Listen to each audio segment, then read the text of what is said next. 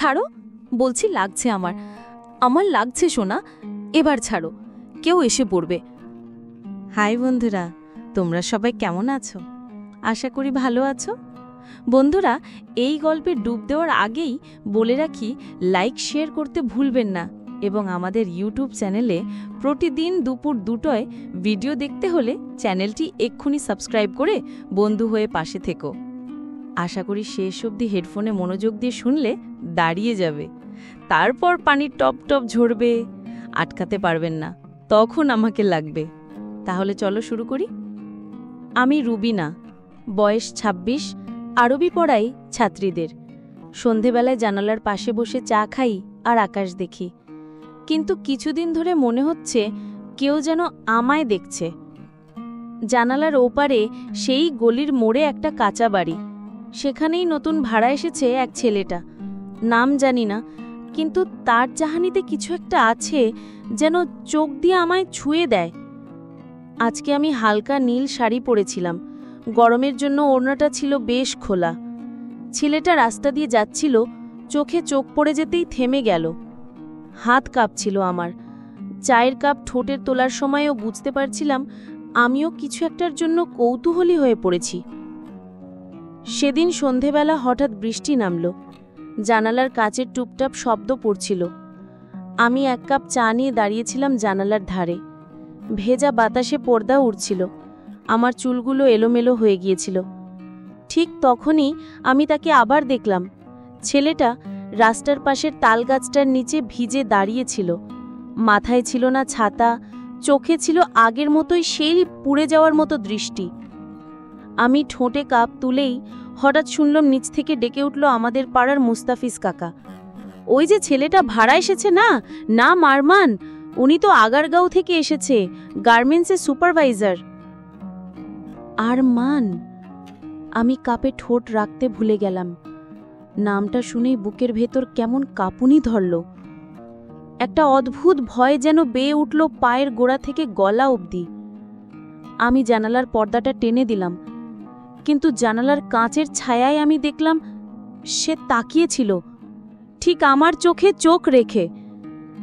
তখনই মনে হলো এই দেখা দেখি একদিন আমার কাপড়ের শেষ সুতাতেও আগুন লাগিয়ে দেবে।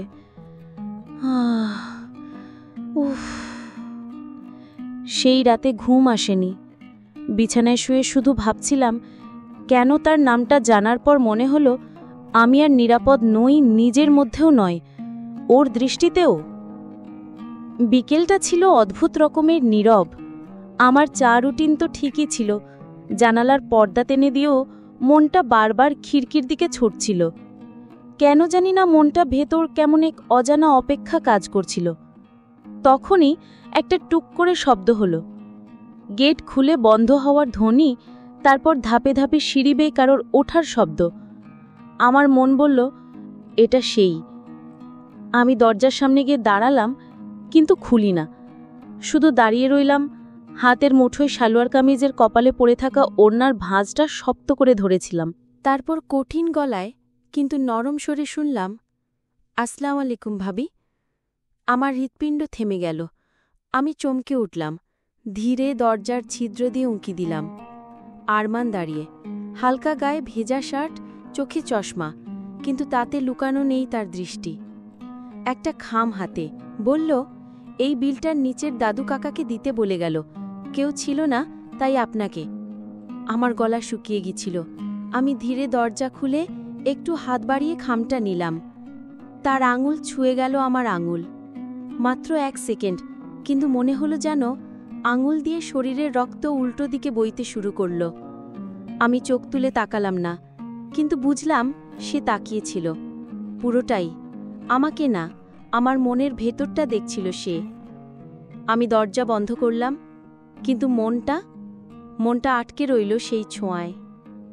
ঘরটা নিঃশব্দ হয়ে গেল, শুধু বুকের ভেতর ধুকপুক করছিল, যেন প্রথম পাপের ধাক্কায় কেউ ঘুম ভেঙে উঠে বসে। সন্ধ্যাটা ছিল ঠান্ডা আর ভেজা।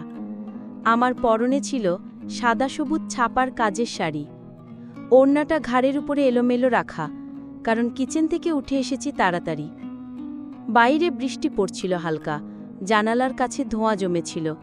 ঠিক তখনই দরজায় টোকা পড়ল। আমি বুঝে গেলাম সেই। দরজা খুলতেই দেখি আরমান দাঁড়িয়ে, ভিজে চুল, হাতে একটা প্যাকেট, আর হালকা হেসে বলল, ভাবি, মা পাঠিয়েছে কিছু হালুয়া, নিচে কেউ ছিল না, তাই আপনাকে। আমার গলা শুকিয়ে গেল। হাত বাড়িয়ে যখন প্যাকেটটা নিলাম, তার আঙুল আমার কনুয়ের পাশে একটু ছুঁয়ে গেল। মাথা থেকে পায়ের তালু অবধি কাঁপুনি উঠল, যেন শরীর জানে এই স্পর্শটা ঠিক নেই। তবু কোথায় যেন ঠিক এইটুকুই চেয়েছিলাম। আমি মুখ তুললাম, চোখে চোখ। তাকে বলার মতো কোনো ভাষা ছিল না আমার কাছে, কিন্তু সে শুধু বলল, ভাবি, আপনি কি মাঝে মাঝে একা হয়ে পড়েন? একটা নরম কাপা হাসি দিয়ে। এই প্রশ্নটা আমার বুকের ভেতর ফুঁসে থাকা আগুনে ঘি ঢেলে দিল। আমি বললাম না কিছু, শুধু ধীরে দরজা বন্ধ করে দিলাম। কিন্তু আমার আঙুলের ডগা, যেখানে সে ছুঁয়েছিল, আজও জ্বলছে। রাত গভীর হলে আয়নার সামনে দাঁড়িয়ে নিজের চোখে তাকালাম। নিজেকে চিনতে পারছিলাম না। একজন পর্দানশীল ঘরোয়া ব্রুবিনা ভাবির চোখে এত কামনা কিভাবে এলো? আমি জানি কিছুই হয়নি, তবু মনে হচ্ছে আমি নিজেই নিজেকে হারিয়ে ফেলছি ধীরে ধীরে। আর কেউ টেনে নিচ্ছে আমায় সেই গভীর অন্ধকারে, যেখানে ভয় আছে আর তীব্র আনন্দও আছে। আজ সকালেই বুঝলাম আমি আর নিজেকে লুকিয়ে রাখতে পারছি না। আয়নার সামনে দাঁড়িয়ে শাড়ির আঁচল ঠিক করছিলাম। হঠাৎ নিজেই খেয়াল করলাম আজ একটু বেশি গলা খোলা ব্লাউজ পরেছি। ওড়নাটা কেমন করে যেন এলোমেলো। আমি কি নিজের অজান্তেই চাইছি সে আমাকে এমন দেখুক? এই প্রশ্নটার উত্তর না দিয়ে আমি বেরিয়ে এলাম ছাদের দিকে। সেখানে সে ছিল না, কিন্তু আমি দাঁড়িয়ে রইলাম যেন তার ছায়াটাকেও দেখতে চাই। বাতাসে আমার ওড়না উড়ছিল। এমন সময় নিচ থেকে একবার তাকিয়ে উঠল কেউ। সেই আরমান। তাকালো, এমনভাবে তাকালো যেন চোখ দিয়েই ছুঁয়ে দিল। আমার শরীর কেঁপে উঠল। এবার লজ্জায় নয়, তৃষ্ণায়। নিজের মধ্যেই আগুন ছড়িয়ে পড়ছিল, অথচ মুখে একটা নিষ্পাপ অভিব্যক্তি রাখার অভিনয় চালিয়ে যাচ্ছিলাম। রাতে বিছানায় শুয়ে চোখ বন্ধ করতেই মনে হলো আমার গালে তার নিঃশ্বাস লেগে আছে। আমার ওড়নার কোনাকেও টেনে ধরেছে, আর আমি থেমে গেছি, আটকায়নি। আমি জানি এই খেলা এখনো শুরু হয়নি, তবুও আমি হেরে যাচ্ছি। আমার ওড়নার ভাজে ভাজে লুকানো আগুন আজ আমাকে ছাপিয়ে যাচ্ছে। সেদিন সন্ধ্যা নামতে নামতেই চারপাশে অদ্ভুত একটা নিঃশব্দতা নেমে এলো। আমি ঘরে একা, শাশুড়ি গেছেন খালার বাসায়। বাতি জ্বালানোর কথা মনে ছিল, তবু আমি ইচ্ছে করে নিভু আলোয় বসে রইলাম। একটা সময় আমার দরজায় টোকা পড়ল। দরজার ওপাশে কারুর নিঃশ্বাস। ভাবি, একটু সময় হবে? তার গলা। আমি থমকে গেলাম। তারপর না বুঝেই দরজা খুলে দিলাম। সে ঘরে এলো। দুজনের মাঝখানে কেবল একটা টেবিল আর চাপা নিঃশ্বাসের শব্দ। আমি তাকাতে পারছিলাম না তার চোখে, তবু অনুভব করছিলাম সে তাকিয়ে আছে আমার কাঁধে, গলায়, চুলে, আর চোখে এমন কিছু খুঁড়ছে যা আমি কাউকে কোনোদিন দেখাইনি। আপনার ঘরে আলো নেই, ভয় করে না? সে জিজ্ঞেস করল। আমি আস্তে বললাম, আলো না থাকলে মানুষ নিজেকে দেখে, অন্যকে নয়। তারপর সে ধীরে ধীরে আমার সামনে এসে দাঁড়ালো। আমার বুকের মাঝে ধুকপুক। আর তারপর তার হাতটা একটুখানি এগিয়ে এলো। আমার কাঁধে এক ফোঁটা ছোঁয়া, নরম কিন্তু পাথরের মতো ভারী। আমার চোখে পানি চলে এলো, কেন জানি না। আমি না বললাম, না থামালাম। শুধু চোখ বন্ধ করে অনুভব করলাম ঘরের আলো নিভে গেলেও আমার ভেতরের আলো একেবারে জ্বলে উঠেছে। সে কিছু বলেনি আর। একটানা কয়েক মুহূর্ত আমরা দুজন চুপ। তবু মনে হচ্ছিল এই নীরবতা চিৎকারের থেকেও জোরালো। রাতটা নিঃশব্দে কেটে গেল, তবে আমি জানতাম আমার ভিতরের নাগুলো আর নেই, শুধু হ্যাঁ বলে কাঁপছে প্রতিটা নিঃশ্বাস। সেই রাতের পর আমার ভিতরের সবকিছু বদলে গিয়েছিল।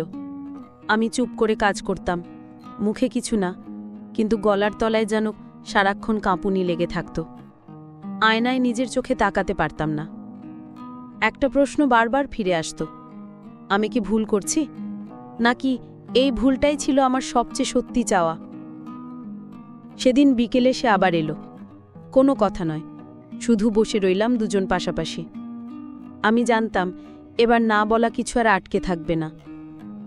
সে ধীরে হাত বাড়িয়ে আমার চিবুক ছুঁয়ে দিল, একটুখানি, কিন্তু আমার সমস্ত শরীর কেঁপে উঠল।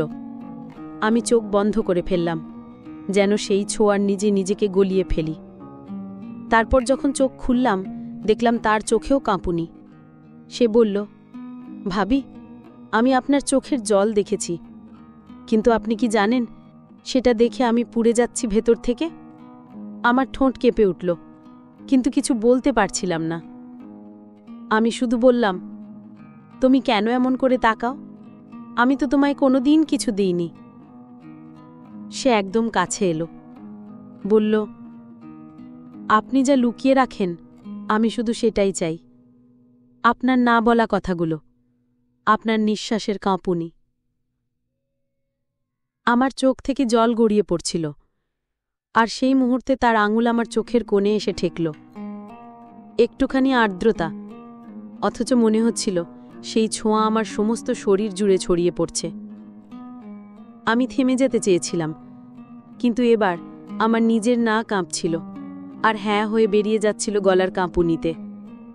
আমি প্রথমবার তার দিকে ঝুঁকে গিয়েছিলাম, নিজের ইচ্ছেতে, নিজের দহন নিয়ে। ঘর নীরব, বাতাস স্তব্ধ, শুধু একটা কাঁপুনি, যা শরীর নয়, আত্মাকেও ছুঁয়ে যাচ্ছিল। সেদিন রাতটা ছিল নিঃসঙ্গ। তারা ছিল আকাশে, কিন্তু ঘরের বাতিটা নিভে গিয়েছিল। আমি জানালার পাশে বসেছিলাম এক কাপ কফি নিয়ে। ঠান্ডা হয়ে গেছে অনেক আগেই। মন যেন কোনো এক অপূর্ণ অপেক্ষায় পড়ে যাচ্ছিল। ঠিক তখনই দরজায় ধীর টোকা। আমি চমকে উঠিনি। আমি জানতাম সে আসবে। দরজা খুলতেই দেখি আরমান দাঁড়িয়ে, নিঃশব্দ চোখ, ভেজা মুখে, কিছু না বলে শুধু তাকিয়ে আছে। আমি কিছু বলিনি, শুধু সরে গিয়ে ওকে ভেতরে ঢুকতে দিলাম। ঘর নিঃশব্দ, বাতি নিভানো, শুধু জ্বলছে একটা হালকা সুবাসী মোমবাতি, যা আলো নয়, ছায়া ছড়ায়। সে ধীরে ধীরে আমার কাছে এলো। আমি স্থির হয়ে রইলাম। কোনো বাধা, কোনো প্রশ্ন কিছুই ছিল না আজ। তার হাত আমার হাতে, তার ঠোঁট আমার কপালে, আমার চোখ বেয়ে এক ফোঁটা জল গড়িয়ে পড়ছিল। কিন্তু এবার সেটা লজ্জার নয়, ছিল মুক্তির। আমি ধীরে ওর বুকের সঙ্গে মাথা রেখে বললাম, আমাকে ধরে রাখো, এবার পুরোটা। ওর আঙুল আমার পিঠ বেয়ে নামছিল ধীরে, নরম, স্নিগ্ধ, কোনো তাড়া নেই, কোনো হিংস্রতা নেই, শুধু সেই এক কামনার কাঁপুনি, যা ভালোবাসা ছাড়া আর কিছু ছিল না। সেই রাতে কিছু বলা হয়নি আর, শুধু দুইটি শরীরের মাঝে জেগে উঠেছিল একটিমাত্র আত্মা। না পাওয়ার সব যন্ত্রণা যেন হার মেনেছিল সেই এক রাতের নীরব ছোঁয়ায়। সকাল হতেই সে চলে গিয়েছিল। আমি একা, কিন্তু এবার আর শূন্য নই, কারণ আমার ভিতরের ঝড় থেমে গেছে এক রাতেই। যদি এই গল্পটি আপনাকে স্পর্শ করে থাকে, তাহলে পরবর্তী ঘটনা শোনার জন্য অপেক্ষা করুন।